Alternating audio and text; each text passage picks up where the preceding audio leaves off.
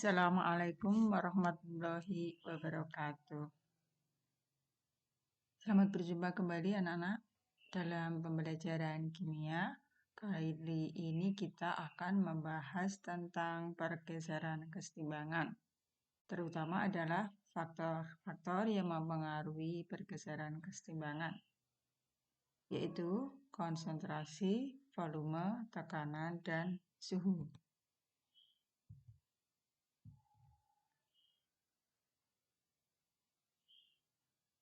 Adapun tujuan pembelajarannya adalah melakukan percobaan untuk menentukan faktor-faktor yang mempengaruhi pergeseran kesetimbangan dan menyimpulkan faktor-faktor yang mempengaruhi arah pergeseran kesetimbangan berdasarkan data percobaan. Dasar untuk mempelajari pergeseran kesetimbangan adalah azas Le-Chatelier. Menurut Le-Chatelier, jika pada sistem kesetimbangan diberi aksi, maka sistem akan mengadakan aksi sedemikian rupa sehingga pengaruh aksi menjadi sekecil-kecilnya. Perhatikan percobaan berikut. Ini FeCl3, kemudian ini KSCN, kemudian ini ada 5 tabung reaksi yang masih kosong. Kemudian ini aqua sebanyak 25 ml.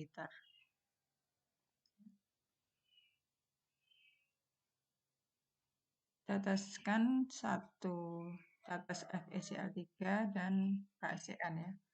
Kemudian diaduk. Nah, ini warnanya kuning kecoklatan ya. Nah, setelah itu larutan dibagi menjadi 5. Kemudian yang satu ini sebagai pembanding ya, sebagai pembanding. Kemudian larutan yang pertama ditambah KSCN. Kemudian yang kedua ditambah FeCl3. Yang ketiga ditambahkan ini Na2HPO4. Kemudian ini yang terakhir ditambahkan air. Ya. Nah, perhatikan perubahan warnanya. Ya. Larutan yang ditambah KSCN dan FeCl3 warnanya merah darah, jadi warnanya makin pekat. Sedangkan yang ditambahkan Na2HPO4 dan air warnanya makin pudar. Nah, mengapa bisa demikian? Nah, marilah kita pelajari berikut ini.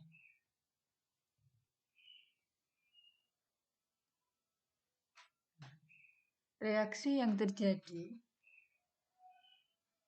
adalah FeCl3 berupa larutan ya, ditambah KSCN menjadi FeSCnCl2 ditambah KCl.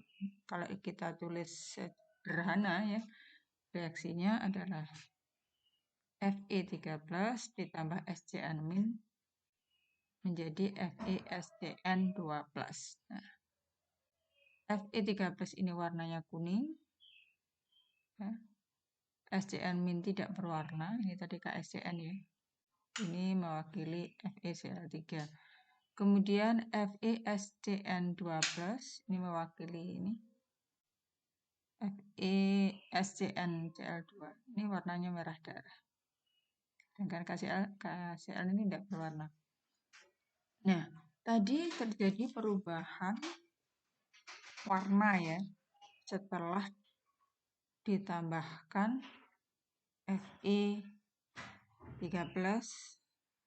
dan KSCN atau SCN-. Warnanya makin pekat. Nah, ini artinya makin pekat berarti kesetimbangan bergeser ke arah kanan. Ya. Kuning, ini kuning yang bereaksinya kan kuning. Kemudian hasil reaksinya merah darah. Jadi warnanya makin pekat. Kalau warnanya makin pekat, maka kesetimbangan bergeser ke warna yang pekat tadi, berarti ke kanan. Nah, kalau ditambah air tadi ya, atau diencerkan,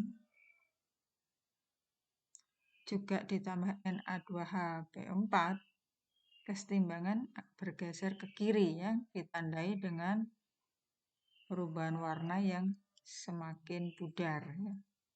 Warnanya tadi kan makin jernih ya. Nah, jadi pergeseran kesetimbangan bisa diamati dari perubahan warnanya bergantung dari jenis reaksinya. Nah, ini kebetulan bereaksinya ini warnanya lebih terang daripada hasil reaksi. Jadi kalau warnanya makin pekat, berarti menuju ke hasil reaksi. Maka kesetimbangan bergeser ke kanan. Kalau warnanya makin pudar, berarti menuju ke bereaksi atau kesetimbangan bergeser ke kiri.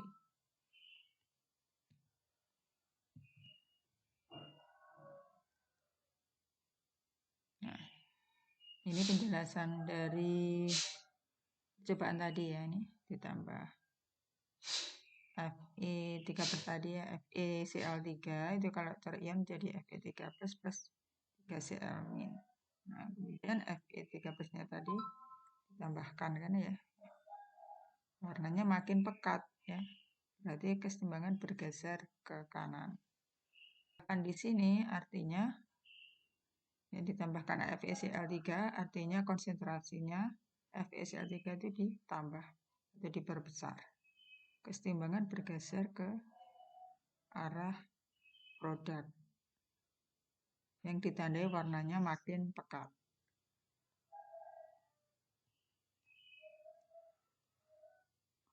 Kemudian dengan ditambahkan Na2HB4 ya. Na2HB4 terion menjadi 2Na plus HB4 2-. Nah, warnanya tadi makin pudar. Mengapa demikian? Karena Fe3+ ini ya, diikat oleh HBO4 2- ya.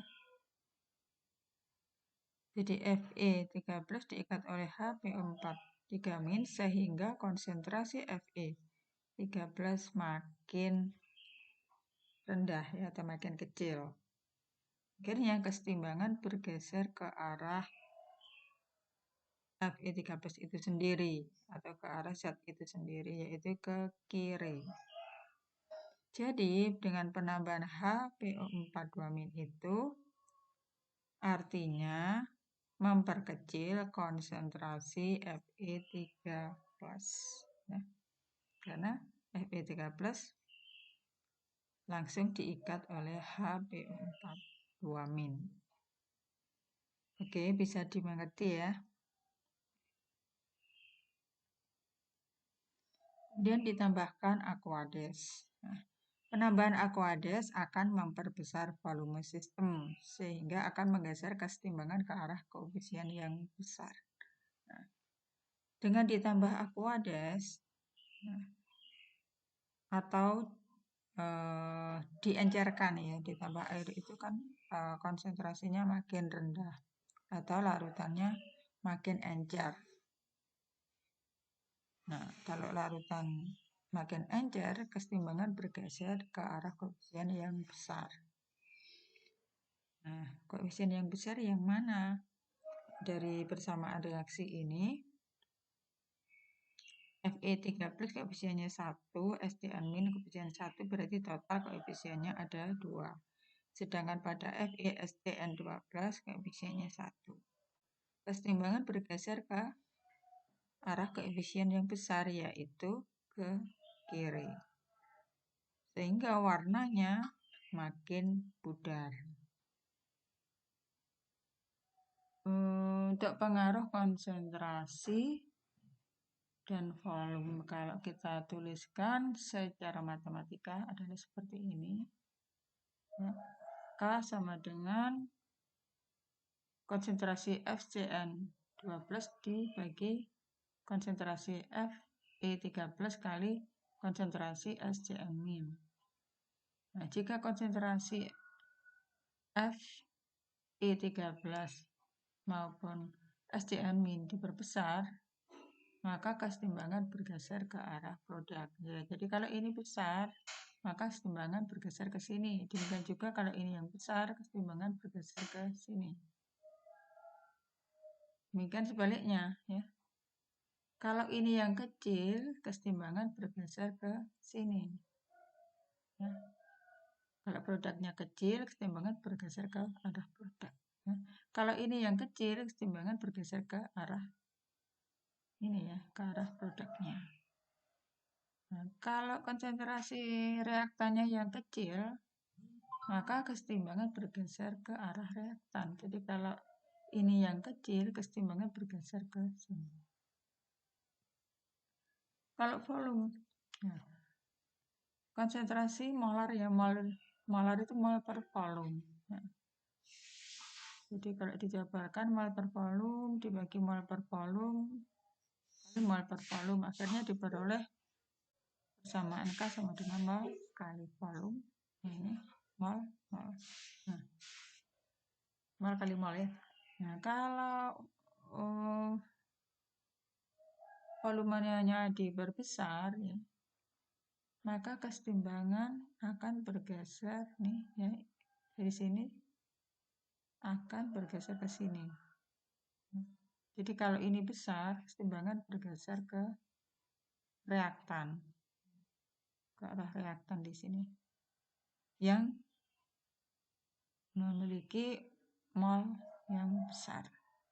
Jadi kalau volume diperbesar, ya, kesetimbangan bergeser ke arah mol yang besar. Sesuai dengan persamaan ini.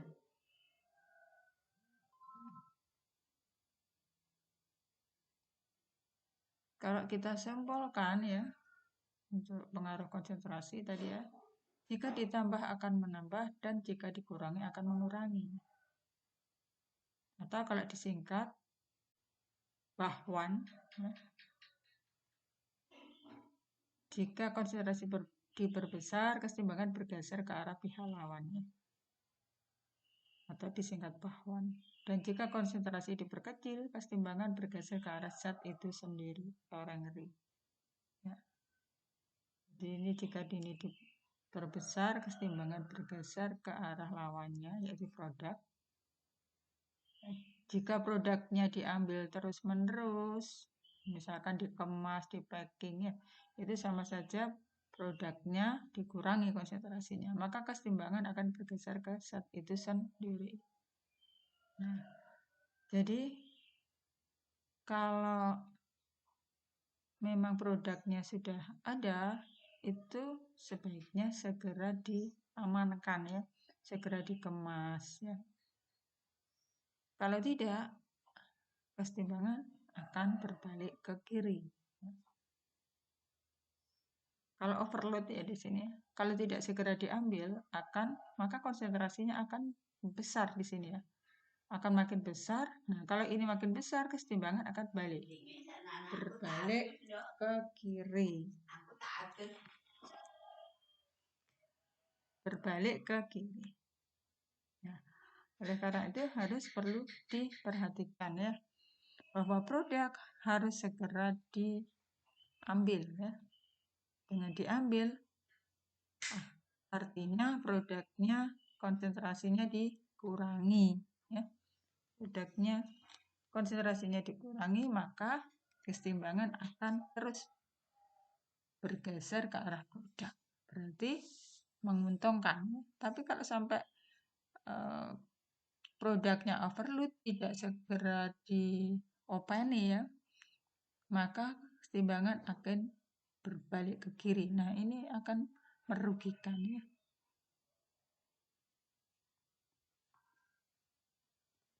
Oke, bisa dipahami ya.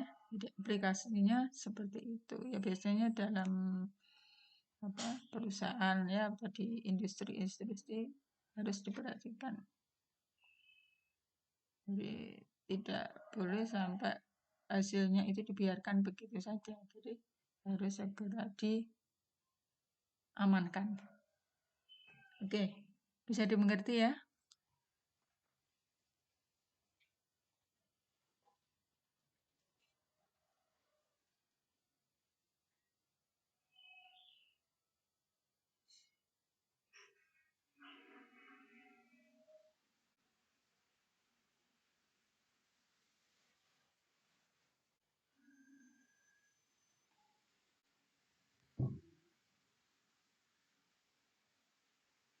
Berikutnya pengaruh tekanan ya. Pengaruh tekanan hanya berlaku untuk gas. Nah, ini perlu diperhatikan tanda wujudnya ya. Ini harus gas. Kalau tidak gas, tidak akan berlaku.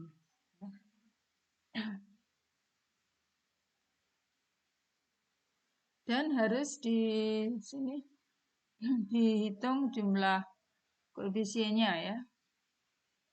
Koefisiennya menyatakan molnya ya. Ya, jumlah koefisien atau N-nya di sini untuk gas saja ya. Selain gas tidak berlaku. Nah, ini kebetulan kesetimbangannya homogen. Gas, gas, gas ya. Jadi kita perhitungkan semua. N reaktan 1 ditambah 3 sama dengan 4. Kemudian N untuk produk. N untuk produk itu sama dengan 2.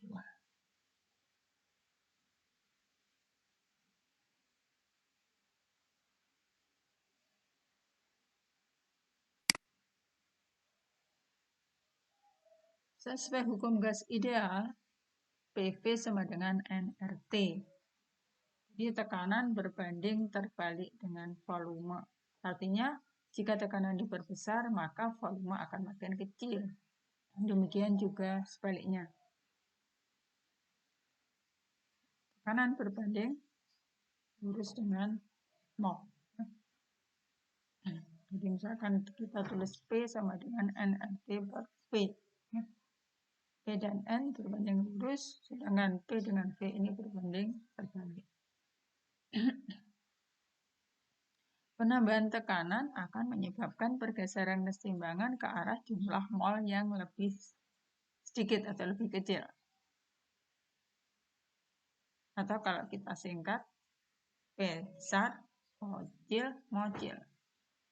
Jika tekanan diperbesar, volume makin kecil, kesetimbangan akan bergeser ke arah jumlah mol yang kecil.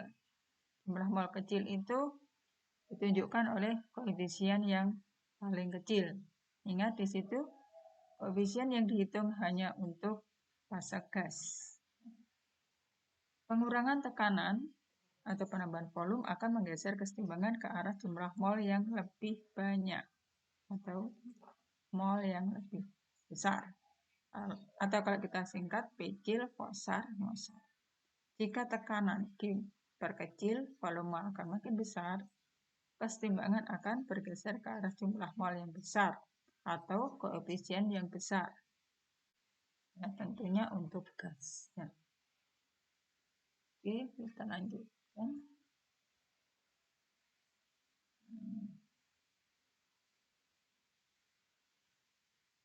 Ini tadi sudah. Ya. Bila tekanan gas diperkecil, volume diperbesar, maka koefisien bergeser ke arah jumlah mol atau koefisien yang besar. Nah, untuk reaksi yang tidak menghasilkan perubahan jumlah mol atau koefisien, perubahan tekanan atau volume tidak mempengaruhi pergeseran kesetimbangan. Ya, misalkan ini. Pada kesetimbangan 2HI menghasilkan H2 dan I2. Ya. Ini fasenya gas semua. Ya. Di mana N ruas kiri atau reaktan ada 2 dan N ruas kanan juga ada 2 ya, 1 tambah 1 sama dengan 2. Nah, jika N-nya sama, maka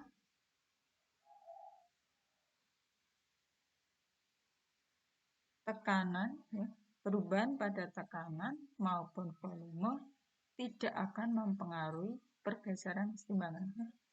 Jadi misalkan ini tekanan diperbesar atau volume diperkecil, tidak akan menggeser kesetimbangan, ya, karena N-nya sama. Ini bisa dimengerti ya. Nah, ini tadi untuk volume ya sudah kita bahas di tekanan ya, bahwa volume berbanding terbalik dengan tekanan. Nah, ini pengaruh suhu sekarang ya. Untuk pengaruh suhu yang perlu diperhatikan adalah harga delta H ya. Ini harus dilengkapi ya, persamaannya harus persamaan termokimia. Nah, ini. Delta H-nya di sini positif, artinya reaksi ke kanan itu adalah reaksi endoterm. Berarti ke kiri adalah reaksi eksoterm. Ini ditandai dengan perubahan warna ya. Kalau warnanya makin coklat berarti kesetimbangan bergeser ke kanan ke arah NO2, berarti NO2 makin banyak. Jika warnanya makin pudar atau berubah menjadi tidak berwarna, maka kesetimbangan bergeser ke kiri ke arah terbentuknya N2O4.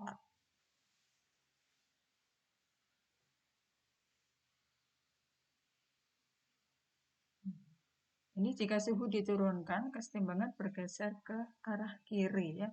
Ke arah mana? Kiri, ke arah eksoterm. Atau kita singkat S-exo. S itu dingin. Kesetimbangan ke arah eksoterm. Nah, kalau ini yang ini tadi yang suhunya dinaikkan ya. Yang ini tadi ya. Jika suhu dinaikkan, kesetimbangan bergeser ke arah reaksi endoterm ya, endo ke arah kanan atau reaksi yang memerlukan kalor. Jika suhu dinaikkan, kesetimbangan bergeser ke arah reaksi yang memerlukan kalor atau reaksi endoterm. Atau kalau kita singkat, NASENDO.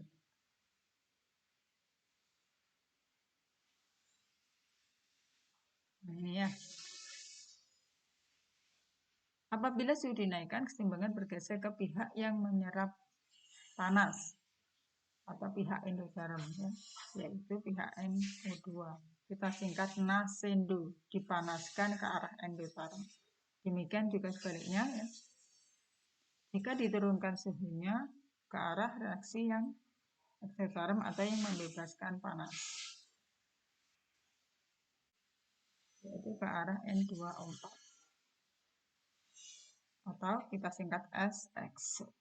Nah, untuk reaksi ini jika suhunya diturunkan ke arah eksoterm yaitu ke kiri, nah berarti ke arah terbentuknya reaktan ya, produknya tidak terbentuk maka akan rugi ya. Kalau misalkan perusahaan itu akan rugi.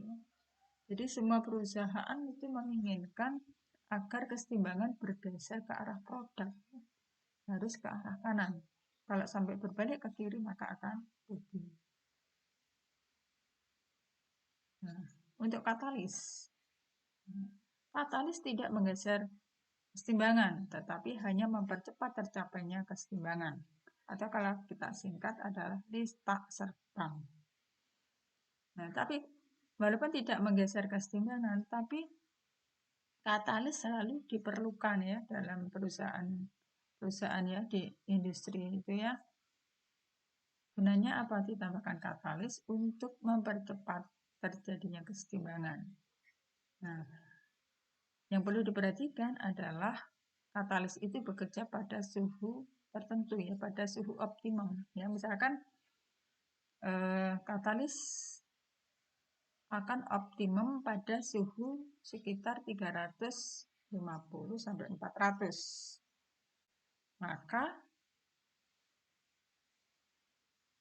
sistem kesetimbangan tersebut harus selalu dikontrol, jangan sampai melebihi itu ya. Kenapa? Kalau sampai melebihi dari suhu itu, misalkan suhu optimumnya 350 sampai 400. Kalau sampai misalkan pemanasan melebihi itu sampai 500 derajat Celcius, bisa jadi bukan makin cepat, tapi kesetimbangan akan bergeser ke kiri, jadi akan berbalik ke kiri, maka akan rugi nanti perusahaan. Jadi harus selalu dikontrol, ya, agar suhunya optimum. Jadi tidak selamanya suhu dinaikkan akan menguntungkan, ya, tapi kalau naiknya itu melebihi batas maka akan sangat merugikan. Ini tiba saatnya latihan soal, ya. Kita tahu reaksi SO2 plus O2 menghasilkan 2 SO3, delta H-nya min X. Nah, berarti ini reaksi ke kanan, reaksi exo ke kiri endo. Pernyataan yang benar adalah jawabannya ini. Bila volume diturunkan, kesetimbangan bergeser ke kanan. Volume diturunkan, nah, tadi singkatannya apa? Kalau volume diturunkan, kesetimbangan bergeser ke arah jumlah mol yang kecil, ya.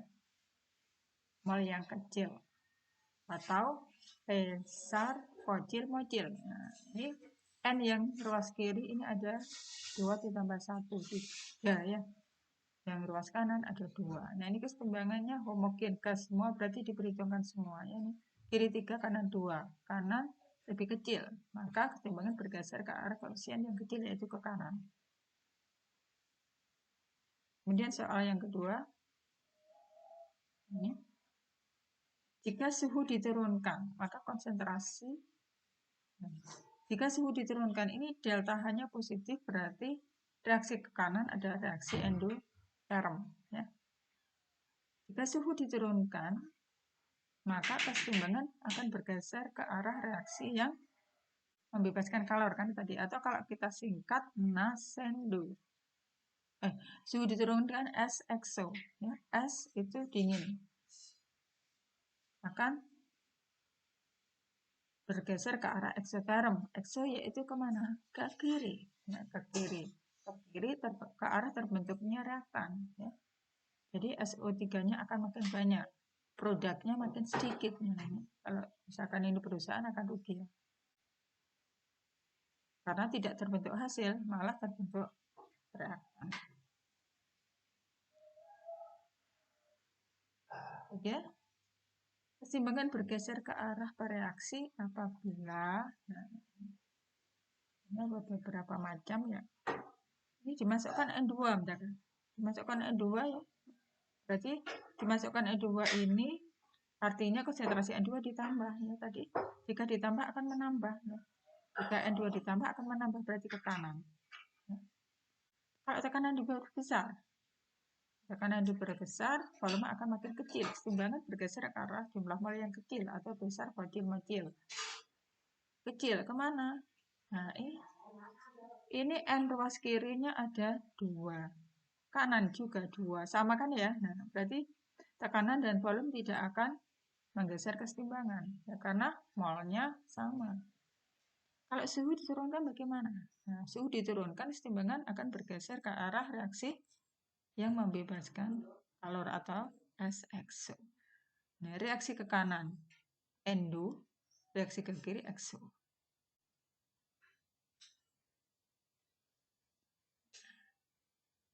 Keseimbangan bergeser ke arah bereaksi. Bereaksi berarti kan kiri, ya. Nah, bila suhu diturunkan, ya. Jadi jika suhu diturunkan, ini soal 4 untuk reaksi pembuatan SO3, ya, sesuai bersama reaksi. Maka untuk memperoleh SO3 sebanyak mungkin harus dilakukan apa? Jadi dibuat reaksi ke kanan, ya. Reaksi ke kanan.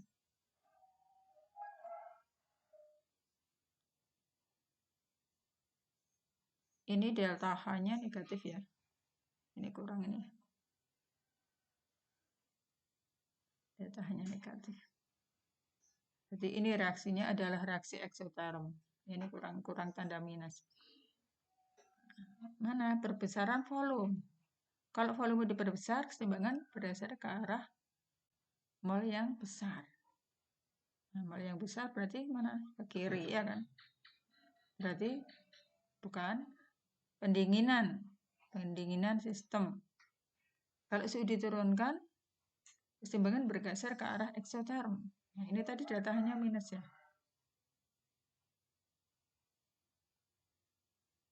Data hanya minus.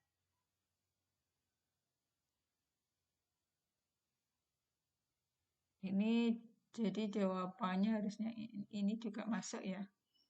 Kemudian pengambilan gas SO3 yang terbentuk ya. Pengambilan gas SO3 yang terbentuk. Berarti hasilnya selalu diambil atau memperkecil konsentrasi SO3 ya. Jika SO3 diperkecil, maka keseimbangan bergeser ke arah zat itu sendiri. Atau jika dikurangi akan mengurangi, berarti ke kanan. Ya.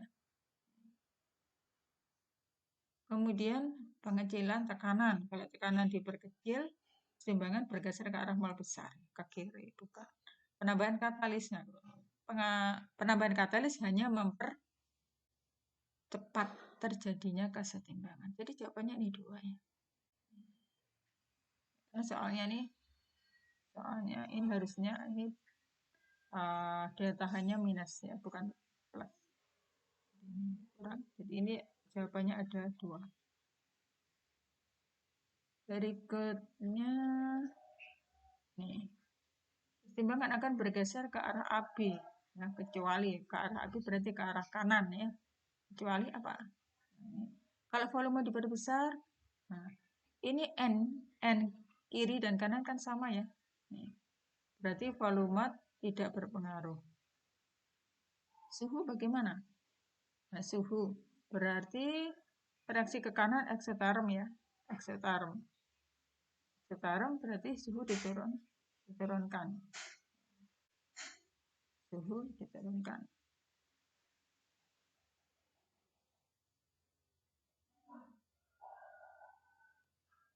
Suhu diturunkan ke arah exo ke arah kanan ya. Ini kan kecuali ya. Kecuali berarti bukan gas api dikurangi. Kalau api dikurangi maka ke arah kanan ya. Jika dikurangi akan mengurangi. Jika dikurangi maka ke arah zat itu sendiri, bukan. Kemudian dia volume diperkecil. Nah, volume tidak berpengaruh ya karena N-nya sama. Panas diberikan atau suhu dinaikkan.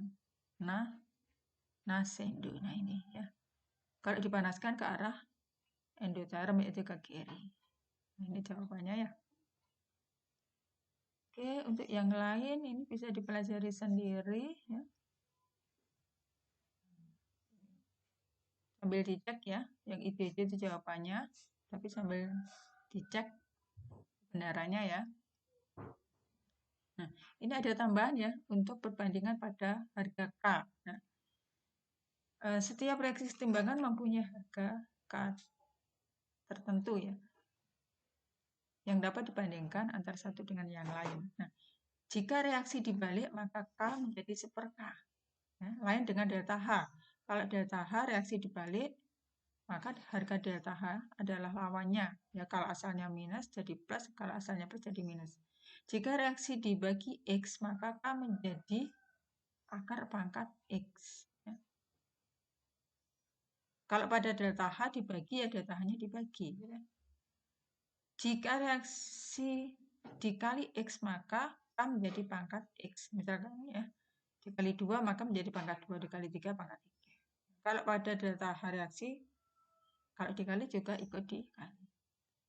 Jika beberapa reaksi dijumlahkan, semua harga K harus dikalikan. Nah, misalkan, kalau ada penjumlahan 2 reaksi, maka harga K-nya dikalikan ya, bukan dijumlahkan ya. Kalau pada delta H, kalau reaksi dijumlah juga ikut dijumlah. Nah, ini contohnya ya. A menjadi B, dibalik B menjadi A. Maka kalau A menjadi B itu K, B menjadi A 1/K. Jika reaksi dibagi, menjadi akar pangkatnya. Ya. K menjadi akar, karena dibagi 2 maka akar pangkat 2. Ini jika reaksi dikalikan menjadi pangkatnya. Ini dikalikan 2 menjadi pangkat 2. Kemudian kalau dijumlahkan menjadi kali. Derajat disosiasi. Disosiasi adalah penguraian satu zat menjadi beberapa zat yang lain yang lebih sederhana. Jadi dari molekul yang kompleks ke molekul yang sederhana. Derajat disosiasi adalah perbandingan antara jumlah mol zat yang terurai dengan mol zat mula-mula. Ya. Ini biasanya dalam bentuk persen. Ya. Jadi dikalikan 100%. Akan mol mula-mula. Jadi alfa sama dengan mol mula-mula dibagi mol zat terurai kali 100%. Tapi kadang juga ada tetap dalam bentuk desimal. Nah, ini contohnya ya. Nah, misalkan ini mula-mula 3 mol yang bereaksi 1 mol, sisa atas timbang 2 mol. Maka alfanya yang mana? Alfanya adalah ini ya. Mol N24 yang bereaksi atau yang terurai dibagi mol mula-mula. Ini untuk latihan di rumah ya.